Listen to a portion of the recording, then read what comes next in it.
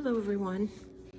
I'm doing this video late in the afternoon. I've been thinking about it all day and I went back and forth.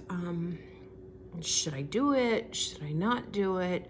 Does anybody care? Does anybody want to hear about it?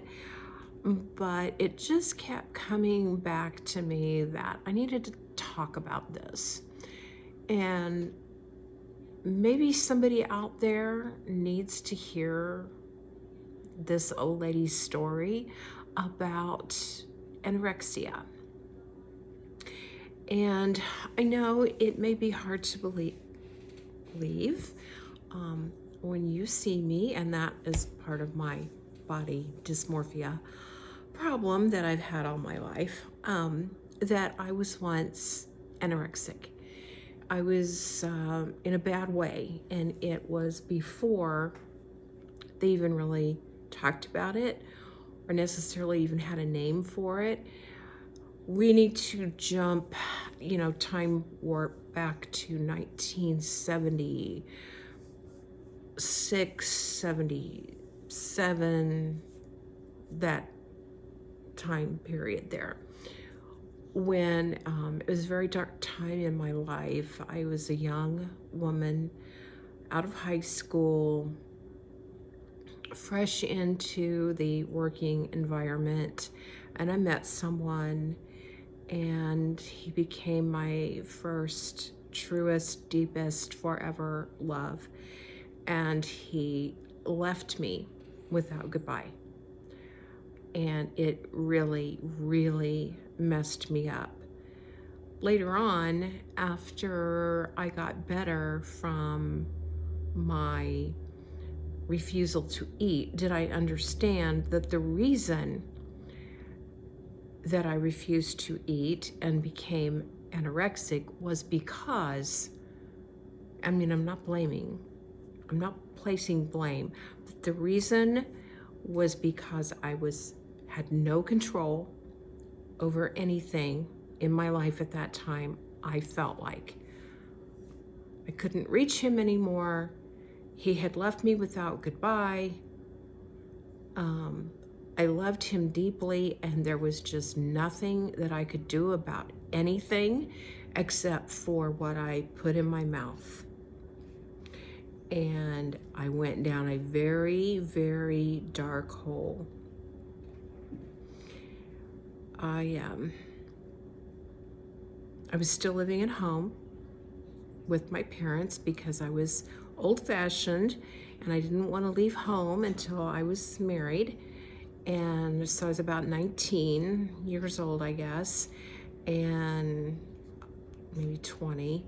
And my mom, she wasn't mothering me anymore, but she did notice that I wasn't eating much. I remember sitting at dinner playing with my food, or I would say that, I had gone to work and I had eaten and I hadn't.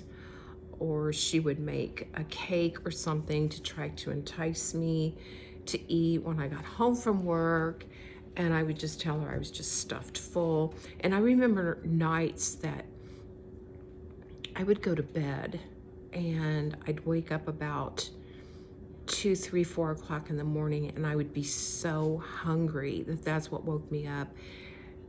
And for fear of gaining 1 ounce of weight, I would go downstairs, get half a glass of milk, drink that to fill up my stomach, and then go back to sleep.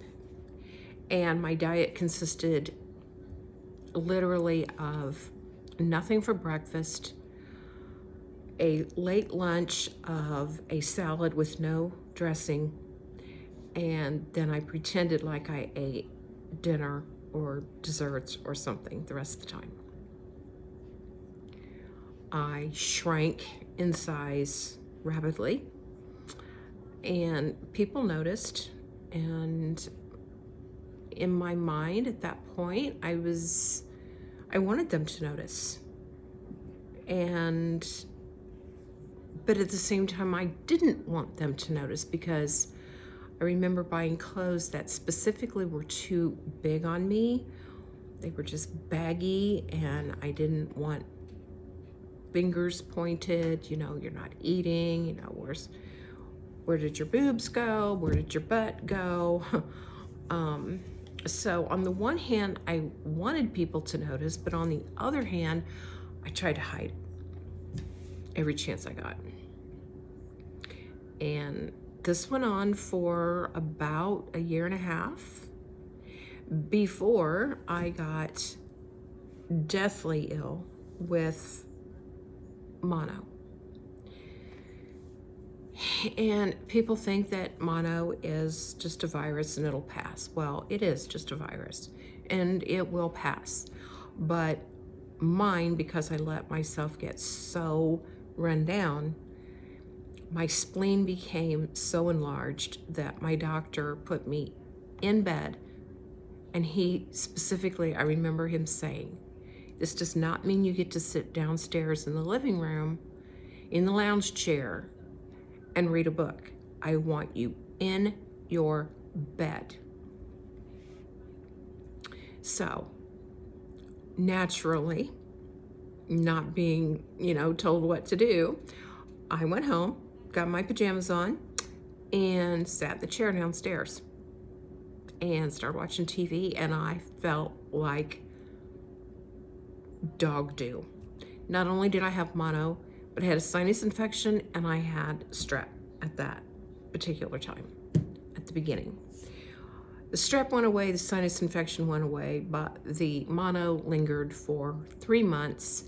I was in bed for 3 months, and I was force fed anything I could eat. My throat was so closed up. Ice cream was the only thing I could get down because it was cold, and it would decrease the swelling and I could actually swallow it. And had everyone known about this anorexia at the time, I probably would have been hospitalized and or definitely seen a psychiatrist, counselor to get me through it. I got through it myself with the help of my mother. But it was hard. It was very, very hard.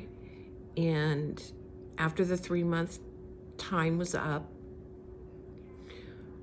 I did start to eat again and pay more attention to nutrition and getting my vegetables and getting my fruits in, and one thing led to another, and my life progressed on. And then I married my children's father, and guess what?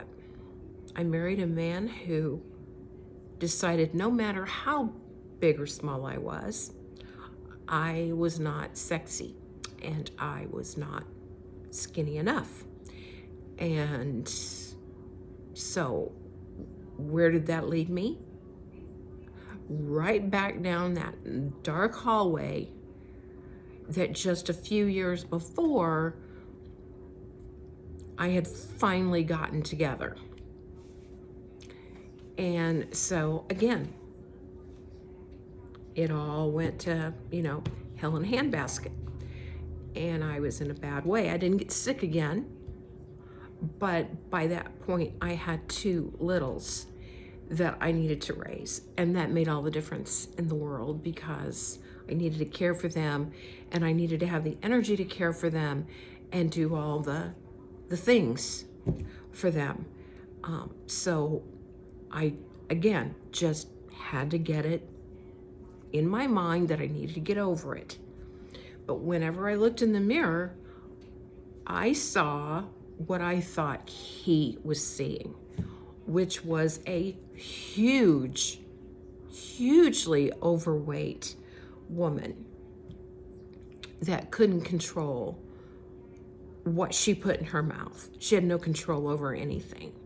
And it was dark. It was a very dark time. And again, it was still early on. By the early 80s, I don't know if they were talking about anorexia yet. I'm not sure. But the marriage ended, long story short. the marriage ended, as you could probably see that coming.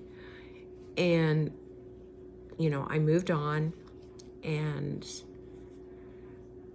the single mom story, wah, wah, wah, no money, blah, blah, blah.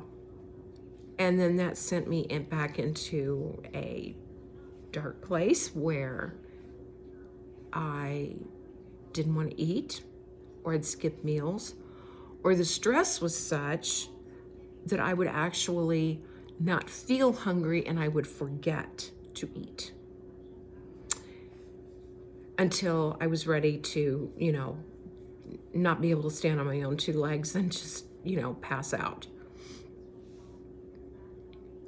So I guess my point is, since the late 70s, I have cycled through. I mean, once that grabs you and you get that body dysmorphia and you get that you don't think you're good enough because you're not thin enough mentality, once that set in the first time, it comes back easily.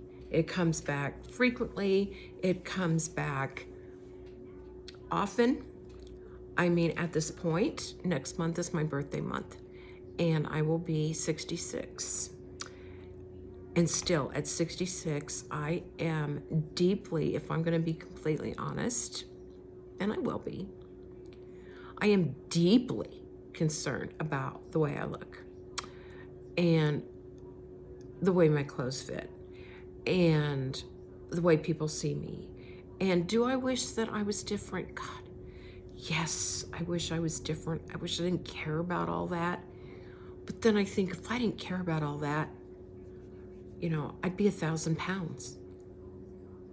I have to care, because that prevents me from gaining too much weight. So I have to care. So basically, for the entire adult life that I have lived, I have cycled up and down and in and out with this anorexic problem. And there is such an, I don't know if they want to call it a disease, but at this point, I used to work for a doctor who told me that we had a patient, he had lost a bunch of weight, and he was elderly. He was like 70. And I said, does he have cancer or something? And she said, no, he has elderly anorexia. So it's not just for the young. It's not just for women of childbearing age. It can, I guess, mess with you at any point in time, and you have more of a chance of it messing with you if you've already been through it. But on that note, since I've been through it several times privately, without psychiatric help or counseling, I feel confident enough that, I can still proceed and get along with things on my own. My daughter, bless her soul, watches me like a hawk. So if I start talking crazy, start talking about diets, or I start talking about intermittent fasting, or I start talking, like, she's like, all of her radar goes up, and then we have a talk, and then so she's got me. So I do have someone that's kind of watching me. But other than that, yeah, it's a constant battle, and it's always in my head, and it's always there whenever I look in the mirror. And for anyone else who has struggled with this or is struggling with this, my advice to you would be to seek professional help, because I never did. Like I said at the beginning, there was no professional help for this. It didn't even have a name. So if you can find someone who can help you professionally through this, do it. If people are telling you that you're too thin, that your bones are sticking out, that, And you know that you're not eating, just get help for it, because no one, especially now, no one needs to be, run down and unhealthy. We have to keep going, and we have to keep our health up, and we have to do everything we can.